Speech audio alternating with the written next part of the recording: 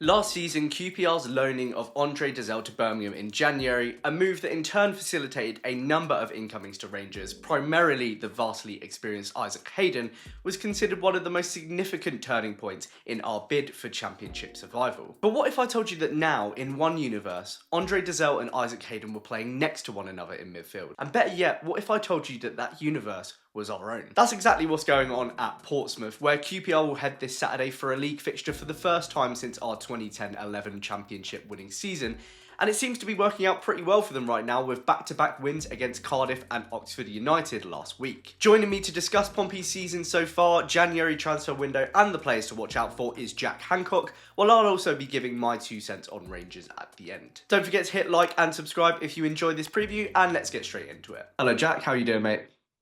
I'm good, mate. How are you? Yeah, very good, thank you. Thanks very much for joining me for this preview of Portsmouth versus QPR. It was largely a first half of the season to forget for both sides, but you're now 18th, currently 7 points clear of the drop. So talk me through the season so far and the turnaround.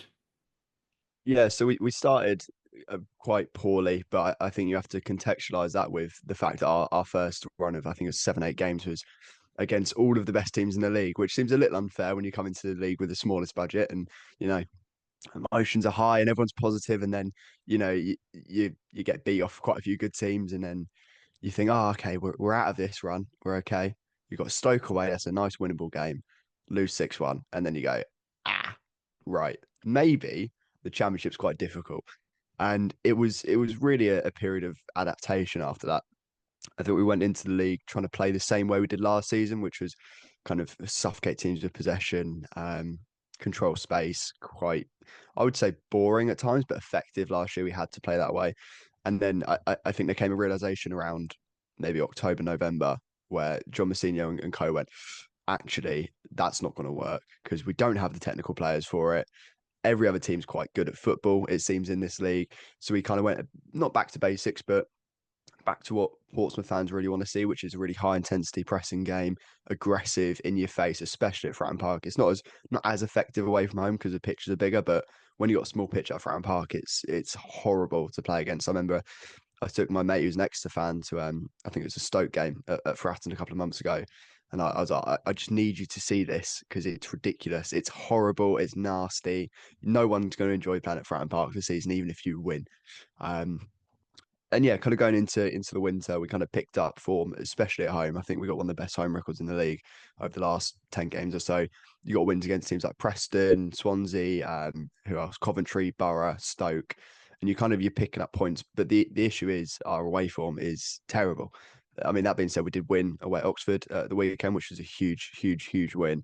But we've just been abysmal away from home, and it's one of them where you do kind of worry if the home form drops off, the away form needs to bump up a little bit, which is hopefully the case. But that's really the big talking point is that contrast of home and away form, which is, I think our only 2 away wins this season were against Oxford and QPR. So, doing us a favour, really, aren't you?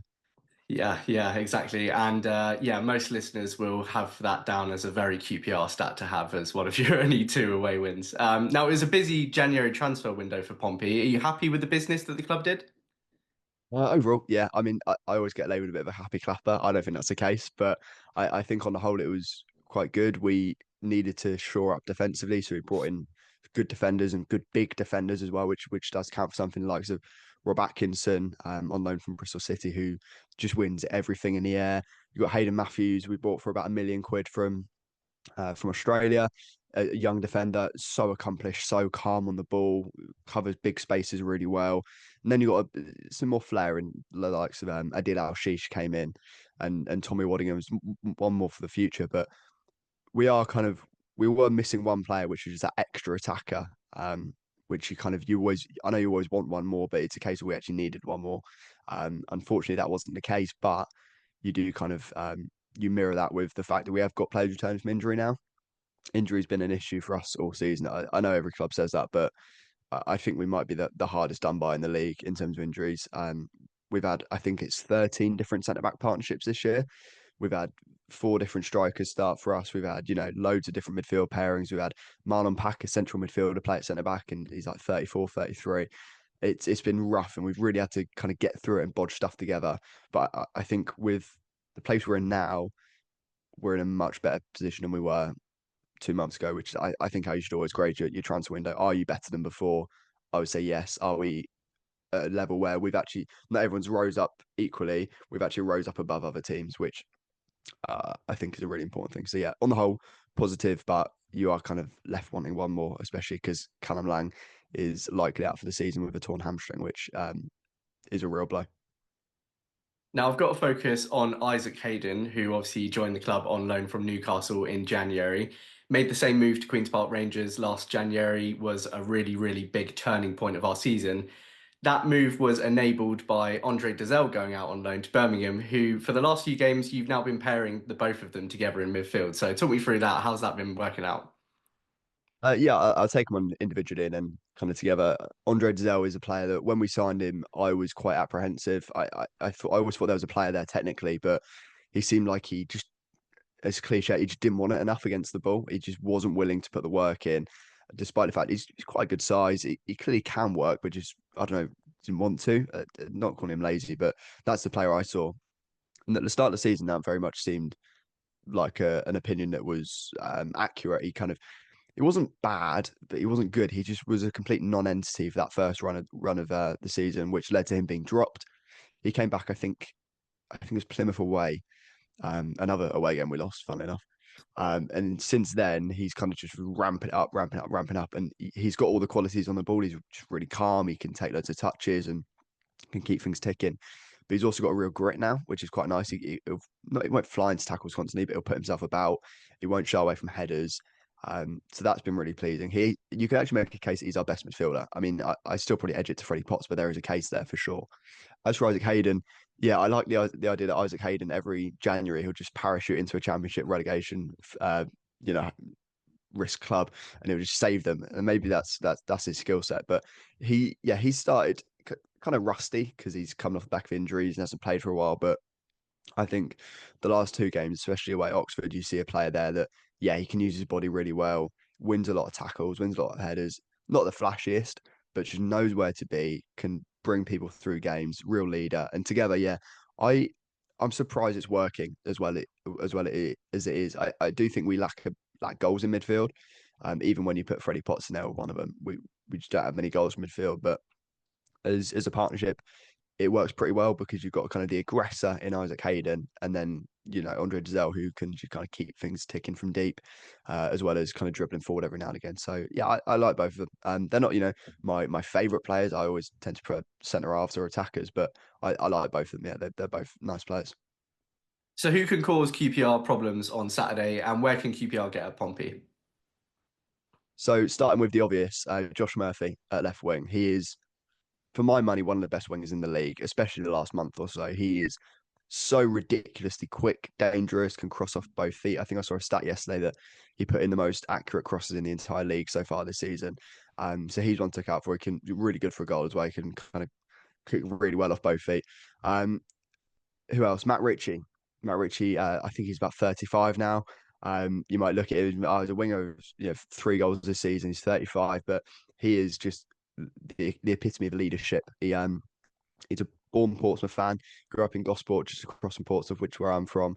He is integral to our work against the ball.